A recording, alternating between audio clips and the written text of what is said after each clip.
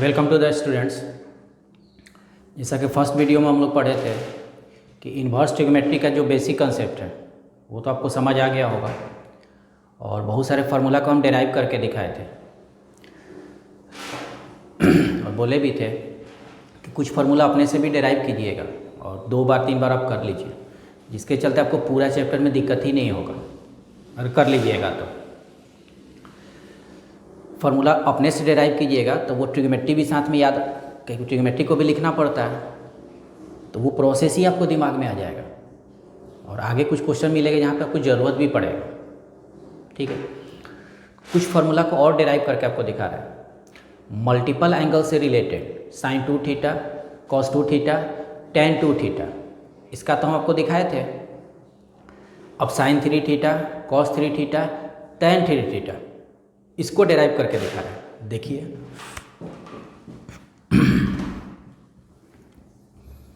Sign 3 theta,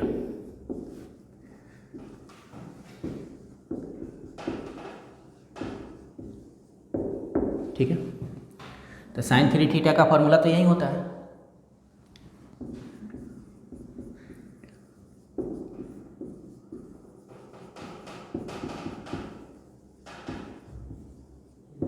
देखिए, तो process तो वही है जो आप सीख गए होंगे। क्या मानना चाहिए आपको? तो साइन थीटा मानने के बाद क्या करते हैं हम लोग? वैल्यू निकालते हैं। इस वैल्यू को रख लीजिए।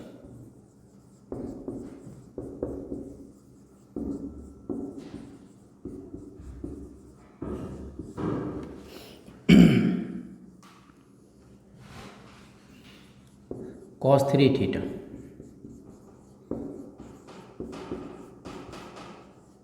देखिए कॉस 3 थीटा का ये फार्मूला होता है। अब क्या करते हैं? प्रोसेस तो एक ही है।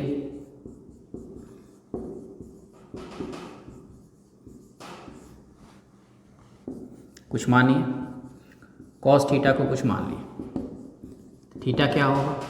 तो कॉस इनवर्स एक्स। वैल्यू रखा जाए।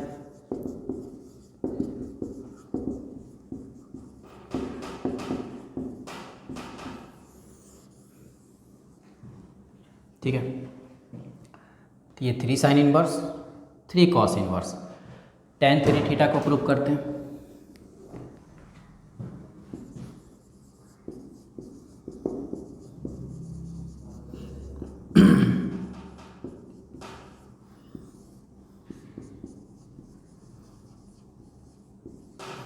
ठीक है, तो टेन 3 थीटा का ये फार्मूला होता है। प्रोसेस तो एक ही रहेगा।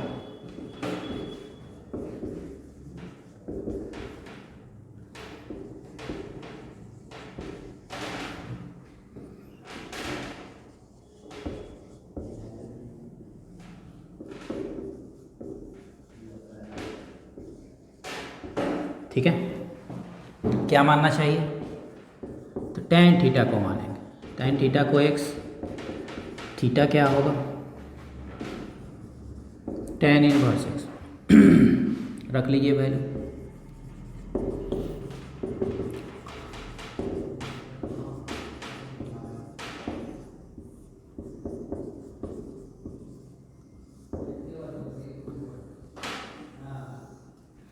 ये आ गया आपका 3 टेन इनवर्स का फार्मूला। ट्रिग्नोमेट्री याद है, प्रोसेस आप समझ गए हैं, वो अपने आप आ जाएगा। कुछ और फार्मूला हो सकता है क्या इसका? तो एक फार्मूला आपको याद होगा,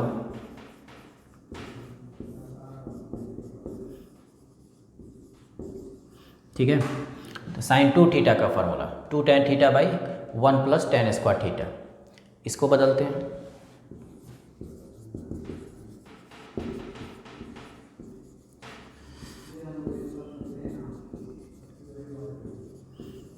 ठीक है, क्या मानेंगे?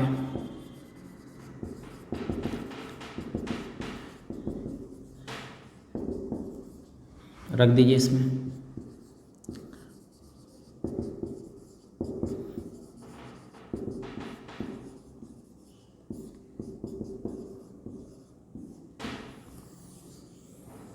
ठीक है,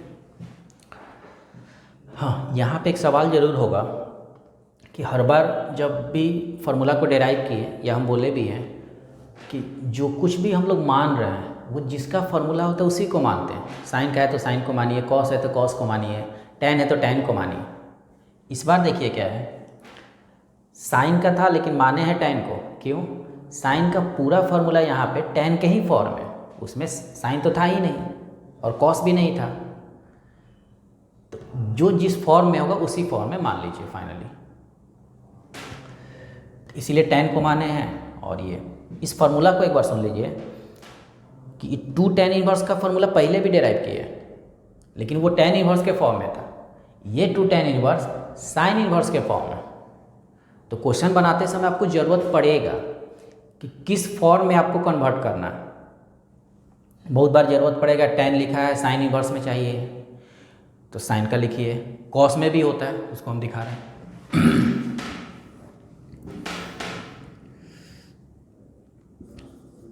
देखिए cos 2 थीटा का फॉर्मूला होता है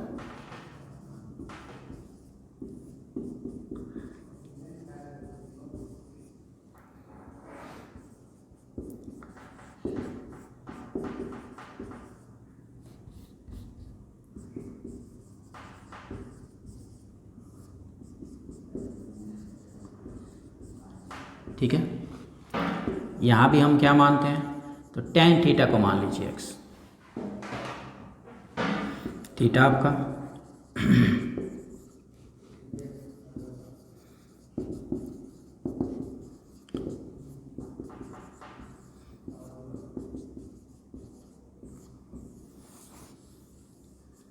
ठीक है।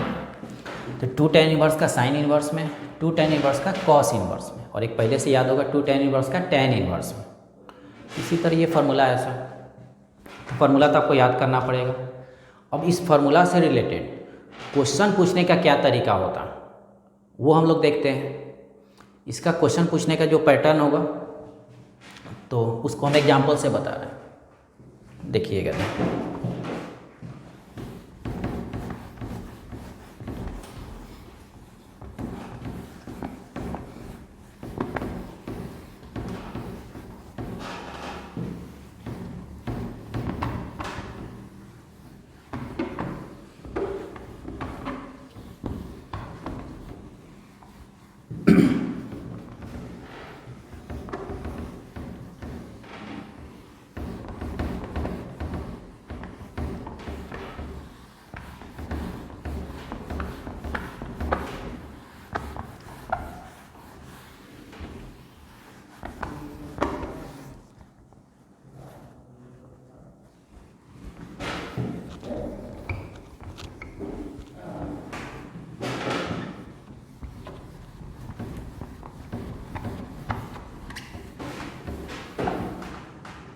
ठीक, कुछ क्वेश्चन देखते हैं कि इसमें क्वेश्चन जो होता है वो किस तरह का आता है। देखिएगा ध्यान से,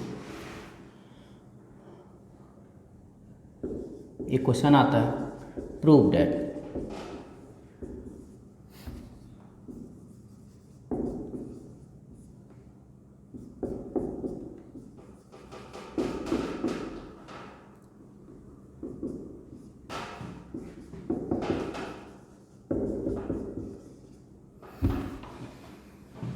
ठीक है। ये प्रूव करना, इसका LHS देखिए।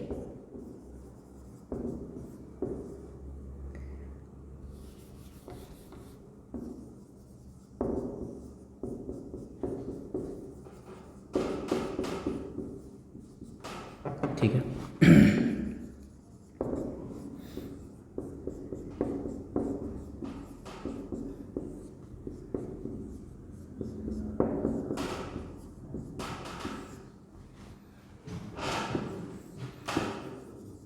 कौन सा फॉर्मूला लिखे हैं यहाँ पे,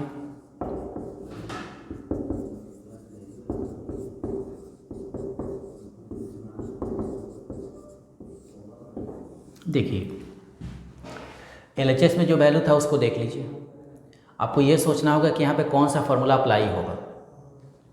तो tan inverse x plus tan inverse y के फॉर्म में, x के जगह पे ये, y के जगह पे ये, और इसका फार्मूला क्या होता है, तो ये होता है। उस फार्मूला को यहाँ पे लिखते हैं, देखिए क्या है। तो फार्मूला लिखने के बाद इसको सिंपल कीजिए, ये 48 77 24 माइनस 40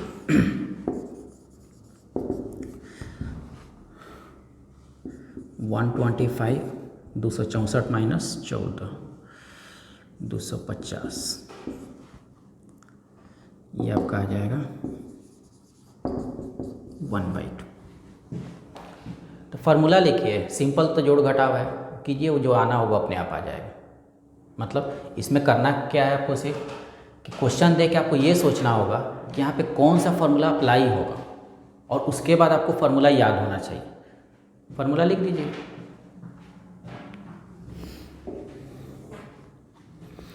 एक और क्वेश्चन लिखते हैं।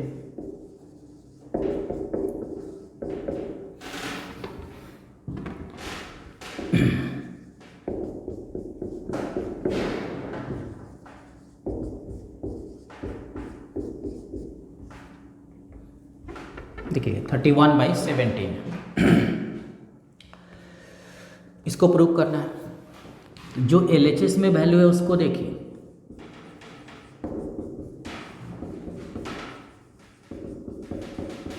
क्या लिखिएगा इसको,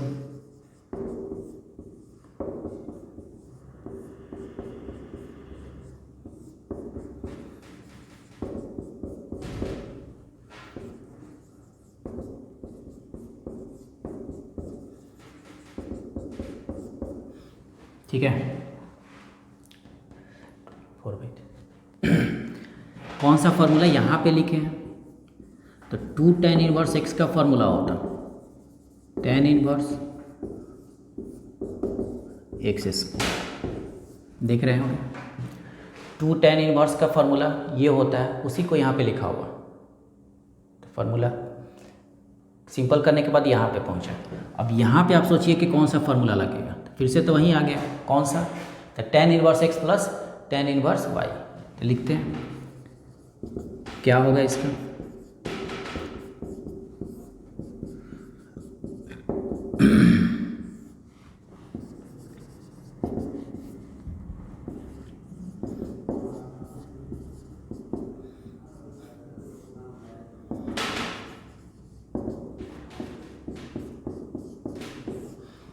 देखिए जितना लाना था प्रूफ हो गया। तो मतलब तो समझ गए हैं कि क्वेश्चन में देखिएगा कि कौन सा फार्मूला लगेगा। 2 tan इनवर्स है, 3 tan इनवर्स है, या tan inverse x plus tan inverse y है। तो यहाँ पे देख लीजिए 2 बार फार्मूला यूज हुआ, एक बार 2 tan इनवर्स का जो आया, फिर एक बार यहाँ पे तो tan inverse x plus tan inverse y। मतलब फार्मूला लेके आप आगे बढ़िए, जो आना होगा वो आएगा। ठीक,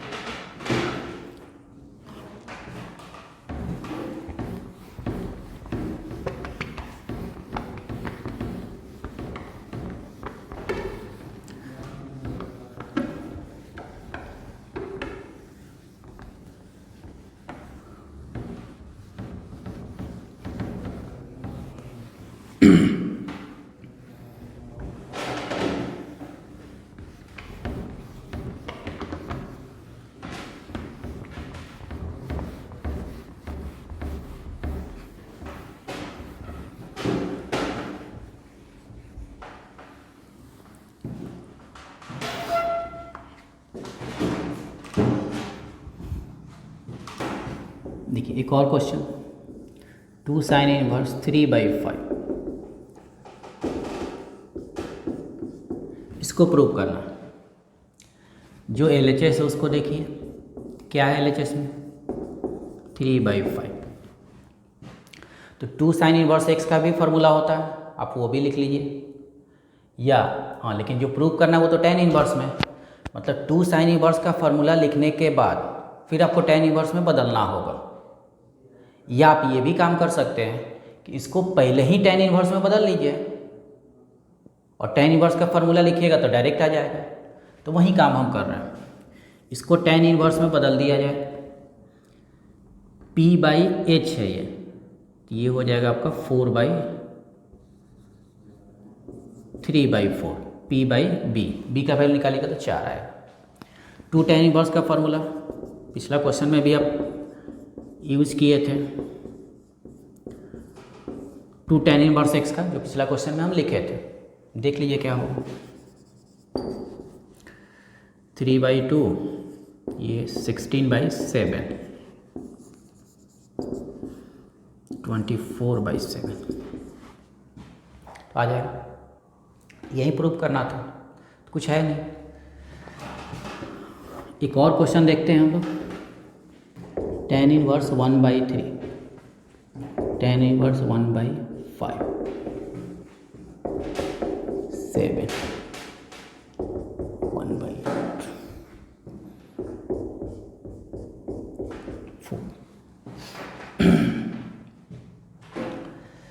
इस फॉर्मूला को देखिए। इसमें जो LHS है आपका, इसमें ध्यान दीजिएगा, इसमें ध्यान दीजिए। 4 tan इनवर्स अलग अलग है, फार्मूला तो 2 का ही होता है। तो बनाते समय क्या कीजिएगा, 2 का फार्मूला एक साथ, 2 का फार्मूला एक साथ, उसके बाद जो आएगा फिर सोचिएगा। पहले फार्मूला लिखते हैं, तो ये तो वही है tan inverse x plus tan inverse y।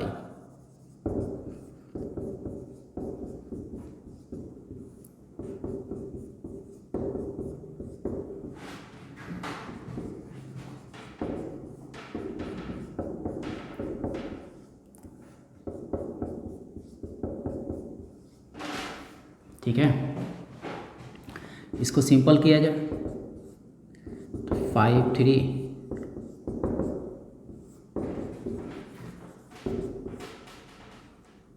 8 7 56 1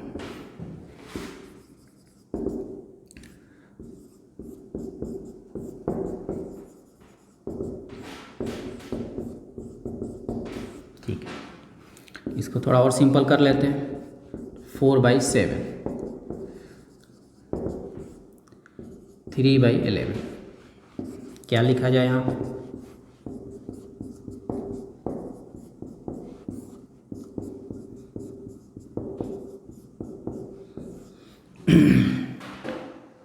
simple देखिए 44 21 77 जो LCM नीचे का होगा वो कट जाएगा, क्या बचेगा यहाँ पे? tan इनवर्स 65/65 1 कितना होगा? तो π/4।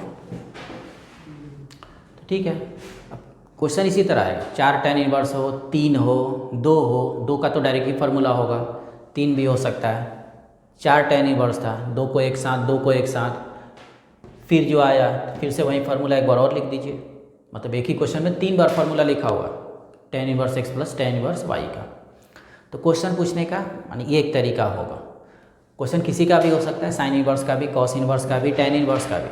लेकिन जब किताब उताब में क्वेश्चन देखिएगा तो ज़्यादा क्वेश्चन आपको tan इनवर्स का ही मिलेगा। तो इसका कैलकुलेशन भी आसान होता है, क्योंकि साइन इनवर्स कॉस इनवर्स का जो भी फार्मूला होता है उसमें देखिएगा रूट होता है। इस तरह का क्वेश्चन पूछने का मतलब फार्मूला से रिलेटेड क्वेश्चन पूछने का एक और पैटर्न होता है, तो उस तरह का क्वेश्चन आपको बता रहा है।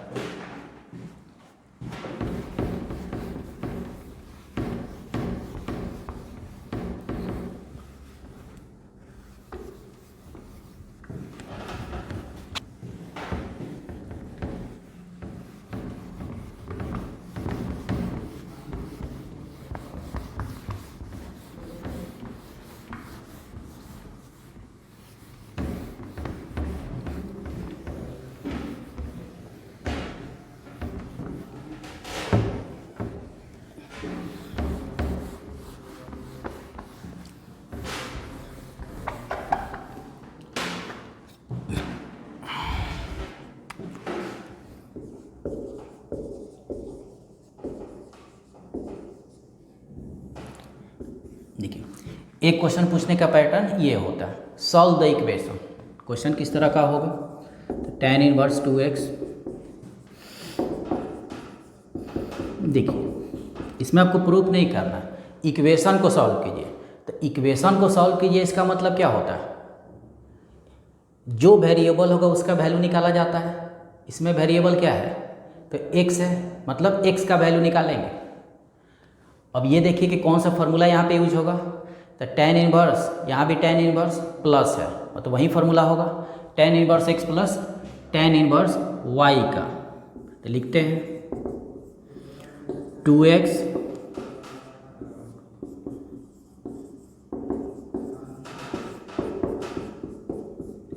ठीक है।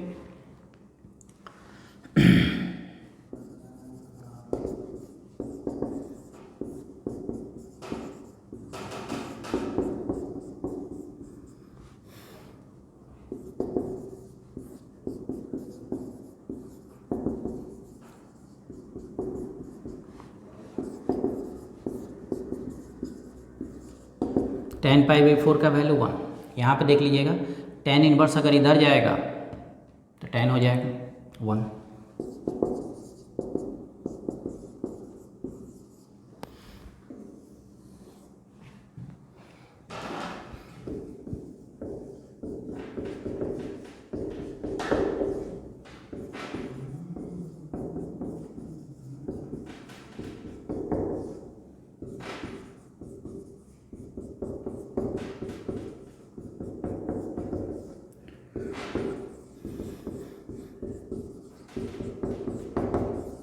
ठीक, क्वाड्रेटिक है फैक्टराइज कर दिए, x का वैल्यू आया 1/6 और x का वैल्यू आया -1। इक्वेशन जब भी सॉल्व कीजिएगा तो जो वैल्यू आएगा ये आपका फाइनल आंसर नहीं होगा, इसको एक बार क्वेश्चन में रख के आपको चेक करना होगा कि जो वैल्यू आया है वो इसको सेटिस्फाई करता है कि नहीं करता है। क्यों? क्योंकि फर्स्ट वीडियो में भी आप देखे होंगे कि जो tan इनवर्स x cos या जो भी इनवर्स ट्रिग्नोमेट्री है उसके एंगल में एक कंडीशन लगता है, और सबका अलग अलग कंडीशन था, उस कंडीशन में ही आप इनवर्स पढ़ रहे हैं, उसी कंडीशन में आप इनवर्स पढ़ रहे हैं।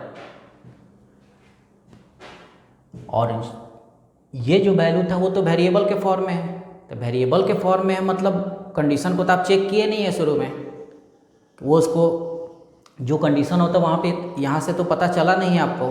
इसका मतलब जो वैल्यू आएगा उसको रख के इसमें चेक करेंगे, अगर सेटिस्फाई करेगा तो फाइनल आंसर होगा। तो इक्वेशन सॉल्व करने का यही तरीका होगा कि जो वैल्यू आएगा उसको आपको चेक करना ही पड़ेगा।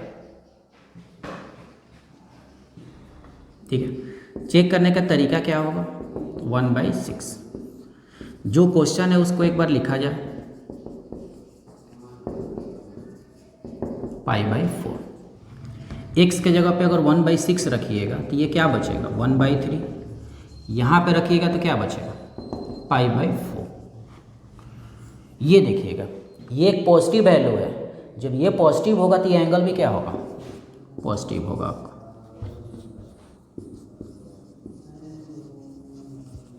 ये पॉजिटिव वैल्यू है मतलब ये एंगल भी जो होगा वो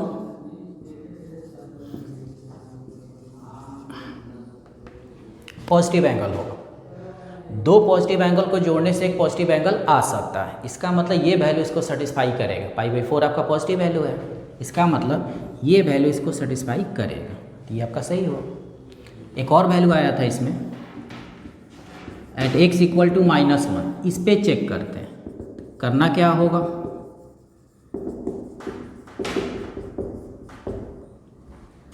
x का वैल्यू जब -1 रखिएगा यहाँ पे -2,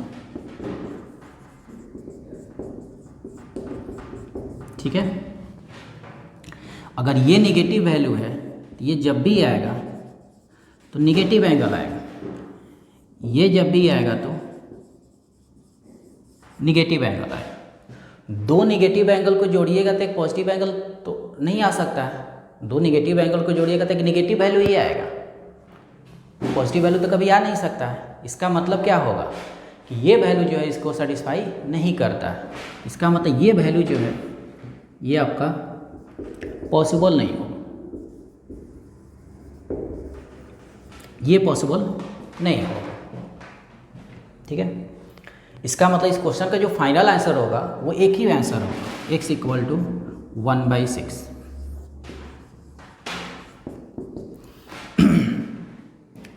हाँ, ये तो आप समझ रहे होंगे ना कि निगेटिव है तो निगेटिव एंगल होगा, पॉजिटिव वैल्यू है तो इसका एंगल जब भी होगा तो पॉजिटिव ही होगा। जो इन्वर्स का कंडीशन हम लिखे थे जिसको प्रिंसिपल वैल्यू भी कहा जाता है, अगर याद हो तो tan इन्वर्स का होता है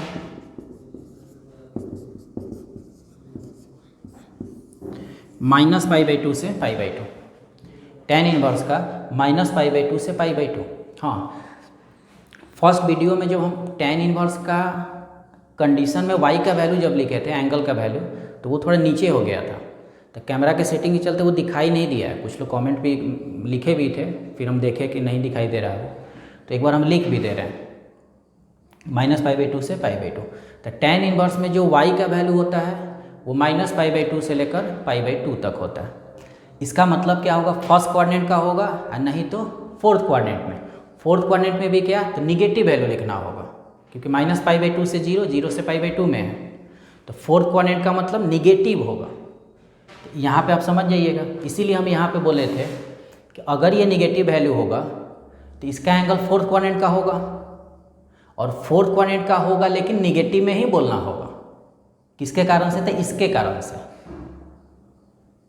इसी कारण से हम बोल रहे थे कि अगर निगेटिव हुआ तो निगेटिव एंगल होगा, निगेटिव होगा तो निगेटिव एंगल, और पॉजिटिव होने का मतलब फर्स्ट क्वाड्रेंट का एंगल होगा, और फर्स्ट क्वाड्रेंट का एंगल का मतलब क्या होता है, जो भी फर्स्ट क्वाड्रेंट का एंगल होगा तो वो तो पॉजिटिव एंगल होता है, इसीलिए वहाँ पे पॉजिटिव एंगल। ठीक है, तो समझ जाइए। हाँ, इक्वेशन सॉल्व करने में बस एक ही बात याद रखना है कि जो वैल्यू आप सॉल्व करके लाइएगा उसको आपको चेक करके भी दिखाना होगा। बोर्ड एग्जाम की अगर बात कीजिए तो आपको चेक करके इसी तरह लिखना होगा, और लिखने का तरीका भी यही होगा। और कंपटीशन के एग्जाम है तो उसमें चेक वो तो मन में कीजिए, तो दिखाने की ज़रूरत पड़ता नहीं है। तो जो वैल्यू आएगा उसको एक बार आपको चेक करना पड़ेगा, उसको फाइनल आंसर नहीं मानिएगा, क्योंकि यहाँ भी देखिए 2 वैल्यू आया लेकिन आंसर तो एक ही हुआ, एक तो नहीं हुआ। तो ये ध्यान में रखिएगा, ना तो जल्दीबाजी में बहुत सारे स्टूडेंट्स से ये गलती होता है कि जो आंसर आ गया वही आपका सही है।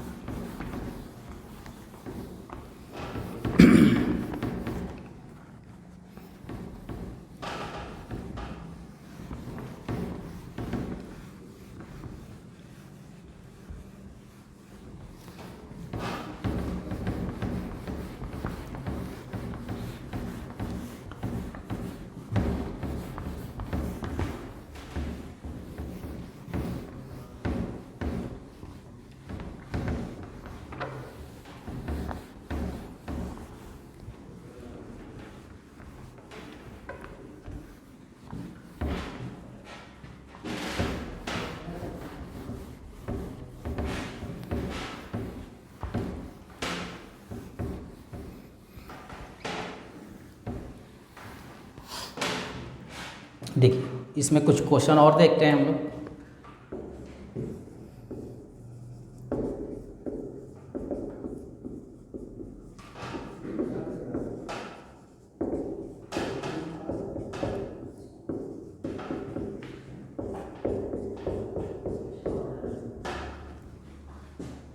ठीक है,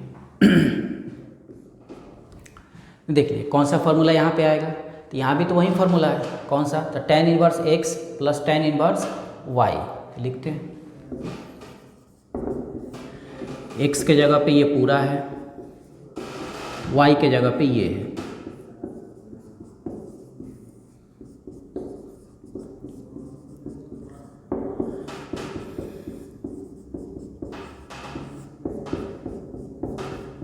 ठीक है, इसको सिंपल करते हैं।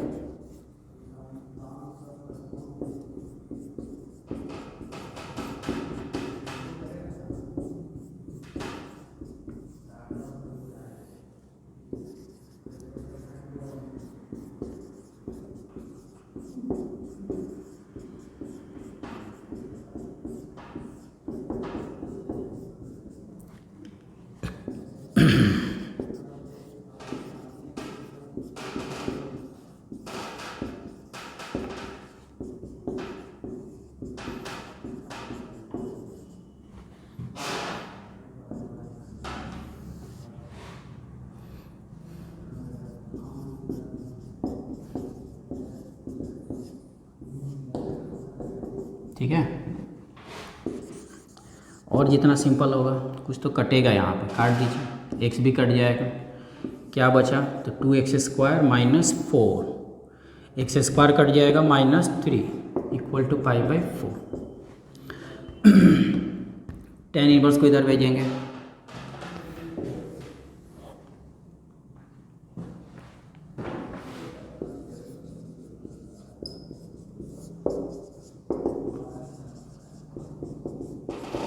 ठीक है। tan π/4 का वैल्यू कितना होता है, तो 1, इसको उधर भेजेंगे, 2x² माइनस 4 उधर जाएगा तो 1/2, इसका मतलब x का वैल्यू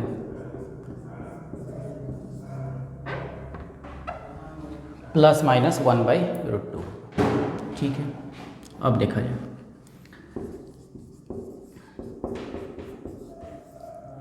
अगर x का वैल्यू 1/√2, तो पिछला क्वेश्चन में भी हम बताएं कि जब भी इक्वेशन सॉल्व कीजिए तो उस वैल्यू को चेक करना पड़ता है। इसको चेक करते हैं तो 1/√2 को पहले तरीका क्या बताए थे कि उस इक्वेशन को लिखना पड़ेगा,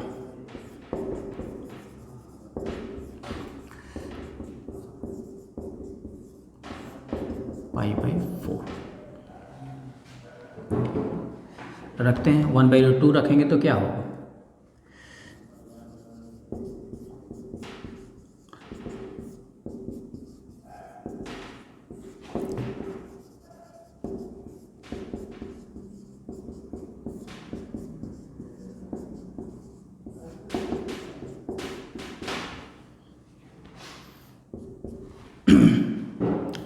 और पूरा सॉल्व करके नहीं दिखाया जाता, बस आपको ये दिखाना होगा कि ये सेटिस्फाई कर सकता है कि नहीं कर सकता है। तो यहाँ पे देखिए 1/√2 ये निगेटिव वैल्यू आएगा ये भी आपका निगेटिव आएगा, दोनों निगेटिव आपस में कट जाएगा, मतलब पॉजिटिव हो जाएगा। जब ये पॉजिटिव होगा तो ये एंगल जो होगा वो आपका पॉजिटिव एंगल होगा, ये तो पॉजिटिव है, इसका मतलब पूरा एंगल क्या होगा, पॉजिटिव एंगल होगा। तो दो पॉजिटिव एंगल को जोड़ने पे एक पॉजिटिव एंगल तो आएगा, इसका मतलब ये सेटिस्फाई कर रहा है, ये आंसर आपका होगा, ठीक है।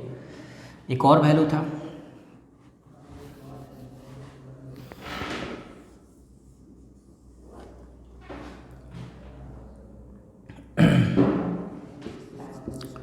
एट x बराबर -1/√2 रखिए,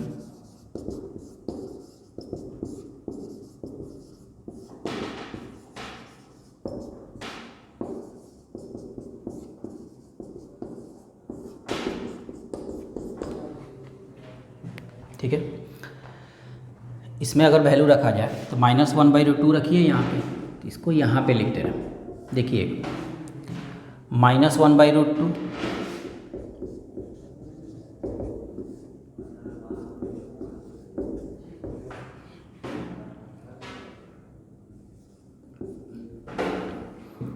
प्लस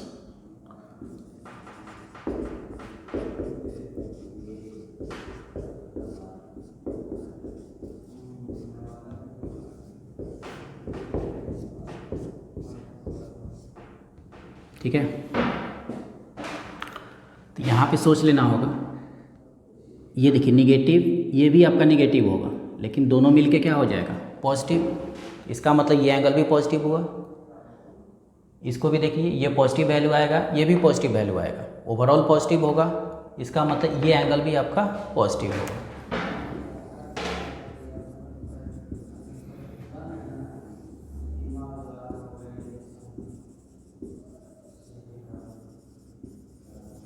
दो पॉजिटिव एंगल को जोड़िएगा तो π/4 तो आ सकता है, इसका मतलब क्या, ये वैल्यू भी इक्वेशन को सेटिस्फाई करेगा। दो वैल्यू आएगा, दो वैल्यू आया, दोनों सेटिस्फाई किया, मतलब फाइनल आंसर क्या होगा,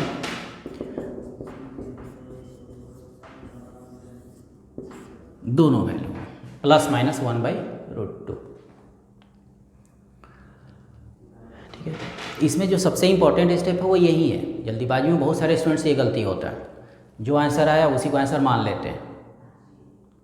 इसको याद रखना होगा कि जब भी इक्वेशन को सॉल्व किया जाएगा, जो भी वैल्यू आएगा उसको एक बार चेक जरूर करना है।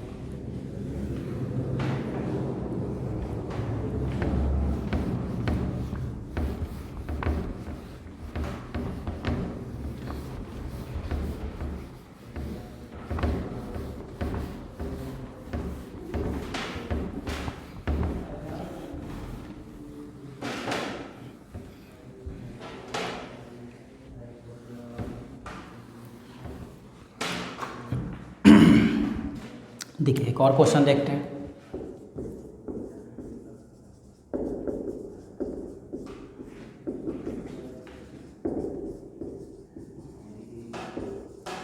ठीक है, देख लीजिएगा कौन सा फॉर्मूला अप्लाई होगा। तो यहाँ पे 2 tan इनवर्स है, तो 2 tan इनवर्स का फॉर्मूला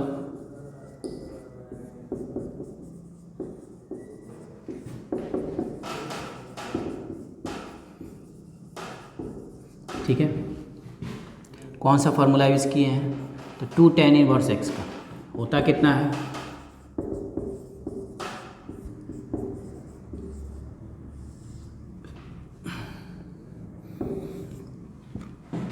ठीक है।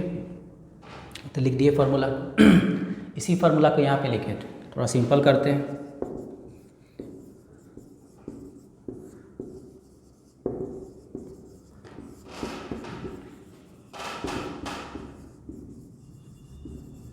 ठीक है, तो tan इनवर्स दोनों है, यहाँ पे समझिएगा tan इनवर्स दोनों तरफ है, मतलब फंक्शन तो सेम हुआ।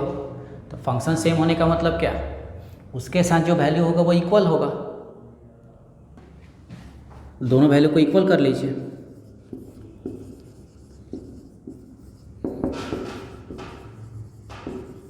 समझे ना, दोनों फंक्शन सेम है, इसका मतलब उसका वैल्यू इक्वल होगा। वैल्यू को इक्वल कर लिए, 2 तो कट जाएगा, cos x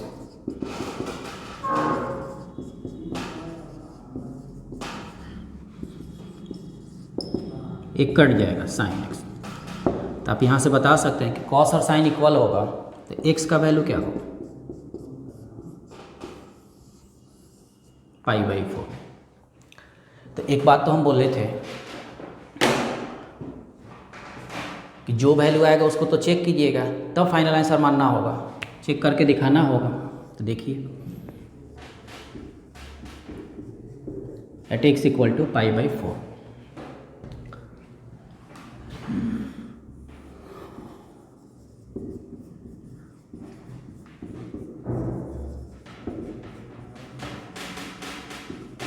ठीक है, वैल्यू रखते हैं, तो x के जगह पे cos π/4।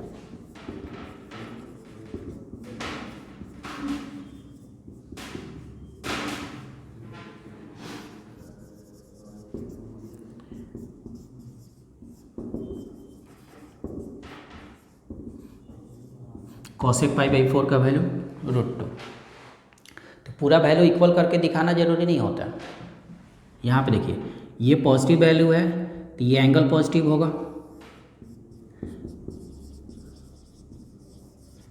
यहाँ पे देखिए क्या ये पॉजिटिव एंगल होगा, और दो पॉजिटिव एंगल आपस में इक्वल तो हो ही सकता है। इसका मतलब ये वैल्यू जो आया था वो इसको सेटिस्फाई करेगा। इसका मतलब इसका आंसर क्या होगा, तो x इक्वल टू π/4। ठीक है, तो इसका इंपॉर्टेंट स्टेप यही है कि जो वैल्यू आएगा उसको चेक करके जरूर दिखाइए।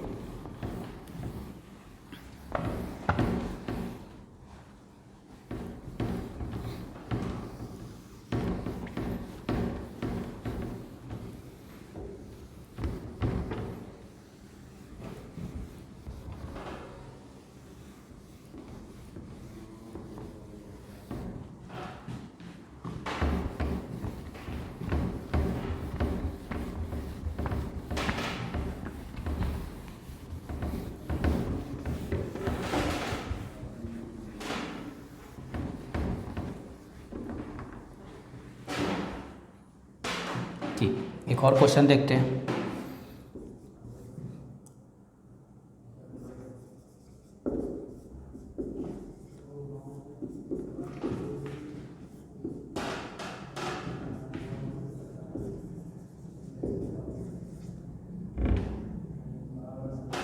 ठीक है, तो देख लीजिए कि कौन सा फॉर्मूला यहाँ पे यूज़ किया जाएगा। यहाँ पे देखिए हम क्या लिख रहे हैं, tan inverse 1 tan inverse x। ठीक है, इसको हम ये लिखें तो ये आपको समझ आ रहा है कि नहीं? देखिए ये फॉर्मूला तो याद ही है,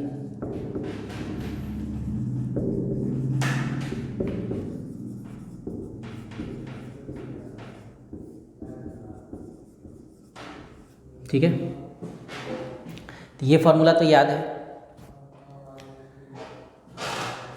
इसमें देखिएगा ये इसके बराबर है, उल्टा सोच लीजिए एक बार, ये किसके बराबर होगा? तो इसके बराबर। ये जो वैल्यू है वो तो इसके बराबर होगा, तो उल्टा। यहाँ पे ध्यान दीजिए हम क्या किए, इसका उल्टा ही फॉर्मूला लिखा गया।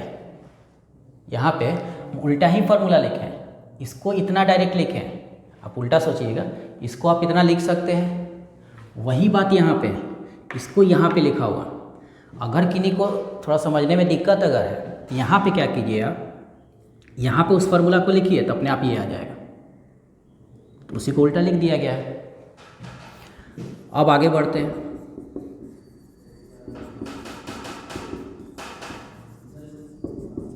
ठीक है, ये तो π/4 होगा, 3/2 tan इनवर्स x।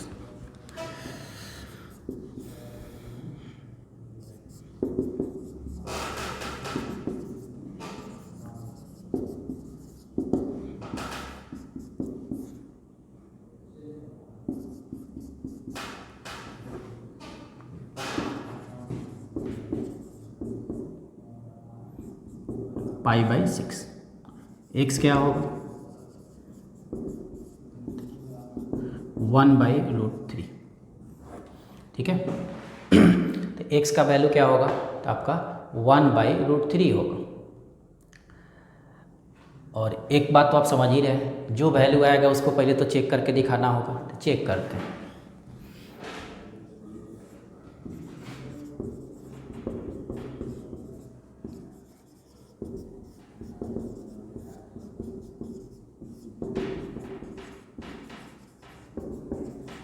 ठीक है, वैल्यू रखते हैं।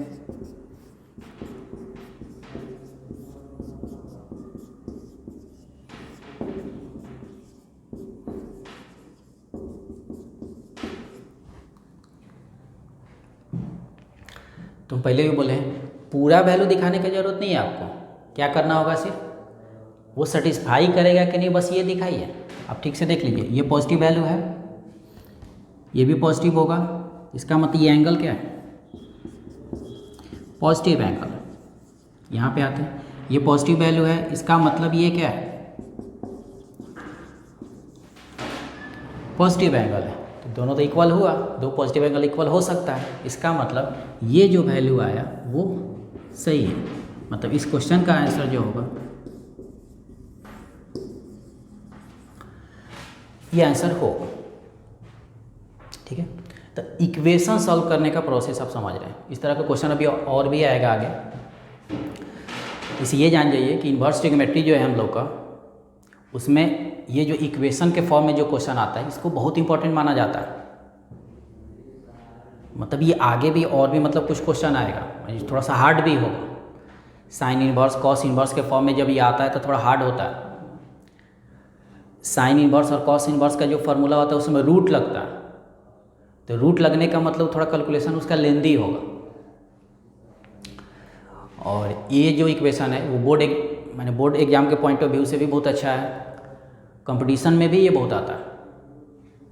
ये इक्वेशन मतलब इन्वर्स ट्रिग्नोमेट्री का इक्वेशन के फॉर्म में जितना भी क्वेश्चन हम लोग पढ़ेंगे वो बहुत इंपॉर्टेंट माना जाता है। ठीक है, इसमें इससे तो कोई दिक्कत है नहीं आपको। तो इसमें ध्यान दीजिएगा ठीक से, वीडियो को ठीक से देखिएगा। अगर कहीं दिक्कत हो समझने में तो उसको थोड़ा कमेंट में लिख के बताइएगा, तो हम समझेंगे तो उसको आगे दूर करने का कोशिश करेंगे। हाँ, अभी किताब से क्वेश्चन अभी नहीं बनाना है, क्योंकि अभी बनाइएगा तो बनेगा नहीं, उसमें थोड़ा मिला उला के दिया हुआ। थर्ड वीडियो देख लीजिए, उसके बाद बनेगा तब आपको बनेगा, या जब हम बोलेंगे तो बनाइएगा, तो क्वेश्चन आसानी से बनेगा, बहुत ज़्यादा दिक्कत नहीं होगा। बस ध्यान से देखिएगा जो जो हम बोल रहे हैं, जो जो बता रहे हैं, तो कहीं भी आपको दिक्कत नहीं होगा। और फिर भी बोले भी हैं कोई दिक्कत होगा तो कमेंट में लिख के भेजिएगा, तो उसको हम दूर करने का कोशिश करेंगे। ठीक है, तो आज हम लोग इतना ही पढ़ेंगे। ठीक है, थैंक यू।